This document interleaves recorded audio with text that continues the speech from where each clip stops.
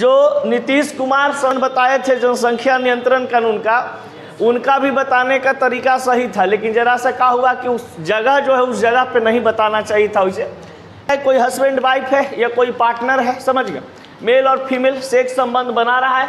Sex संबंध बनाते बनाते क्या हो कि जब पुरुष का वीर निकलने वाला होता है, जैसे ही उस वीर को निकलने वाला होता है, क्या करे, पेनिस को तुरंत बाहर निकाल दे, समझ गए, योनिक से क्या करे, बाहर निकाल दे।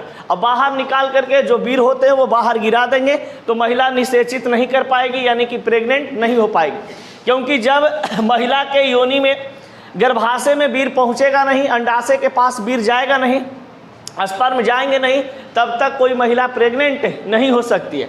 तो ये क्रिया से हम लोग क्या कर सकते हैं कि सिर्फ सेक्स का आनंद उठाया जा सकता है, लेकिन किसी महिला को प्रेग्नेंट नहीं किया जा सकता है, समझ गए। इस विधि को हम लोग कौन सा विधि कहते हैं, रतिरोध विधि। तो नीतीश कुमार जो चर्चा किए थे बायोलॉजी के बारे में जनसंख्या नियंत्रण के लिए, उनका भी कहना सही था। ये कौन सा विधि के द्वारा बात बोले थे, रतिरोध विधि के द्वारा। समझ, एक विधि आपके पास है सुरक्षित काल, यानी देखिए महिला को पता होता है, समझ गए, मान लिया जाए कि पुरुष को पता नहीं चलेगा, लेकिन महिला को पता होता है कि उनका मासिक चक्र कब आया है, कब आने वाला है, कब खत्म होता है, कब खत्म नहीं होगा, समझ गए। तो अब कहा जाता है कि महिलाओं के लिए सुरक्षित काल या ताल विधि कहा जाता है सेफ पीरियड या एंथम। इसमें पता होता है महिलाओं को कि पीरियड हमारा कब आने वाला है, कब नहीं आने वाला है। तो यहाँ पे बताया है कि पीरियड या ऋतुस्राव से 1 सप्ताह पहले तथा 1 सप्ताह बाद का जो समय होता है वो क्या होते हैं, सुरक्षित काल होता है। अगर मान लिया जाए कि पीरियड आने वाला है या पीरियड आ गया है और ख़त्म होने के बाद 1 सप्ताह के बाद या 1 सप्ताह पहले अगर वो किसी लड़का के साथ सेक्स संबंध बनाती है, तो वो महिला को प्रेग्नेंट होने का चांस नहीं है। यानी महिलाओं के लिए और पुरुषों के लिए दोनों क्या है, ये ताल विधि है, किसी प्रकार का मतलब कि दिक्कत समस्या नहीं होगा। यानी एक प्रकार का सुरक्षित काल होता है, सुरक्षित समय होता है।